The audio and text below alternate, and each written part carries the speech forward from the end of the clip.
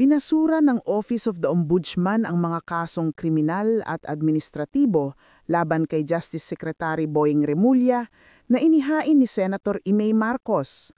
Kaugnay ito ng kontrobersyal na pag-aresto at di umano'y planong paglipat kay dating Pangulong Rodrigo Duterte sa The Hague o Netherlands. Gayunman, ang pagkakabasura ng mga kaso ay without prejudice. Ibig sabihin ay maaari pa itong muling isampa sa hinaharap. Sa isang pahayag, iginiit ni Senator Imay Marcos na agad siyang naghain ng motion for reconsideration sa parehong araw na inilabas ang resolusyon ng Ombudsman. Ani niya, mahalaga ang usaping ito dahil kinakailangan ni Remulla ng clearance mula sa Ombudsman upang maging kwalipikado sa nominasyon para sa bakanting posisyon ng Ombudsman ayon sa Judicial and Bar Council. Ayon sa mga patakaran, hindi maaaring maitalaga ang sinumang may nakabibing kaso.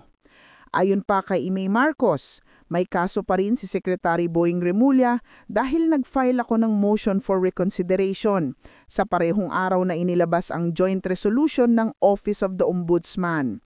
Malinaw na ito ay naisampa sa loob ng itinakdang panahon na 5 araw, alinsunod sa AWLI AO No. 7 Series of 1990.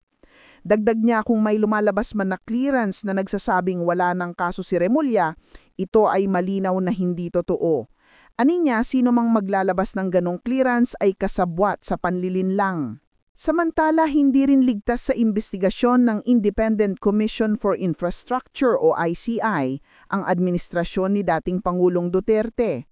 Ayon sa ulat, pokus ng ICI ang umano'y mga anomalya at korupsyon sa mga proyektong pang-infrastruktura sa nakalipas na 10 taon, kabilang na ang huling bahagi ng administrasyon ni Aquino, Duterte at Marcos Jr. Kaugnay nito, ipinahayag ni Bicol Saro Party List Representative Terry Ridon na handa siyang ipatigil ang mga pagdinig ng Kamara ukol sa flood control project anomalies kung maitatatag na ang ICI. Ayon kay Ridon, we are open to suspend proceedings to give way to the ICI. In the coming weeks, we hope the leadership of both houses agree to undertake a joint resolution suspending inquiries on anomalous flood control projects to give way to the mandate granted to the ICI. Umaasa rin si Ridon na ganito rin ang magiging hakbang ng Senate Blue Ribbon Committee upang bigyang daan ang malawakang investigasyon ng ICI. Kapwa ko DDS na napipikon pag sinasabing ibabalik dito na nakakabaong na abo na lang si dating Pangulong Rodrigo Roa Duterte. Huwag kayong mapipikon. Para sa atin, bayani siya. Tandaan nyo itong mga katagang binitawan niya noon ng paulit-ulit.